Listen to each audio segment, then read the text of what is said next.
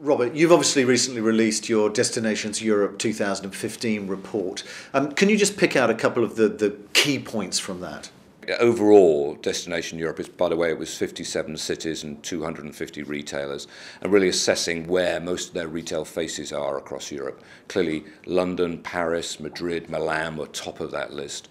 We've seen the USA retailers, actually the retail faces, be greater than the Italian retailers, so they've overtaken Italy. So we're seeing much more of that expansion of those retailers around Europe. Great coverage for all of those retailers. When you then start to look a little bit more between the luxury, the premium and the mainstream, we're seeing quite a few of the mainstream retailers, the Hennes and the Maurits, the Mangos, clearly everywhere. But we're seeing some growth with some of the luxury retailers like Max Mara and Louis Vuitton across the markets as well. So the scene hasn't drastically changed, but we're seeing different positionings of the cities for various reasons. In terms of retail sales growth, how does that differ across Europe? A lot of that's linked to the spending power of the cities. If you look in the report, you'll see the power of the cities varies according to whether the spending power of the catchment, the size of the city. And we're seeing GDP growth influencing that as well. So we're seeing 5 to 20% GDP growth in the different cities. And yet again, you're seeing London, Paris, Moscow, Madrid with those big power spending. That's where the retailers want to go, not just with one store, with several stores, to take that opportunity of the extent of that spending power in that city. Last year, obviously, luxury retail was one of the biggest stories. What's the outlook for that for 2015? Luxury retail, I think we might just see a little bit of a pause. I think the pause comes about when you look at this globally, as opposed to just within Europe. We may see a little bit of a hiccup as we did last year in some of their results from China. Clearly the second biggest market for the luxury retailers is the US, so that's still very strong.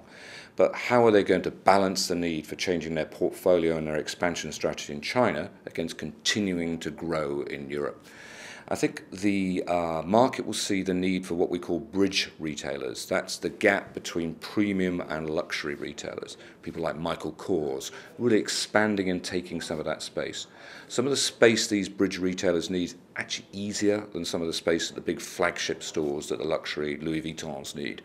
So there is a gap there for these bridge retailers, and they're going to be really, really important for us if we see a pause on luxury in 2015. There's been a big focus on food and beverage, particularly for the shopping centres. How do you see that part of the market developing? F&B is becoming so much more significant in any market, whether it be high street or in shopping centres or in leisure. Overall, the growth in F&B has been tremendous. What's been interesting is we've seen this growth of spending power, this economic growth. We're seeing much more covers in food and beverage. We're seeing a change in the price point. We're seeing the volume of business going through these F&B offers much greater than we've seen before. Therefore, they can afford more rent. Therefore, we're seeing them in primer pitches. So we're seeing those F&B retailers or offers in much better pitches than we've ever seen before.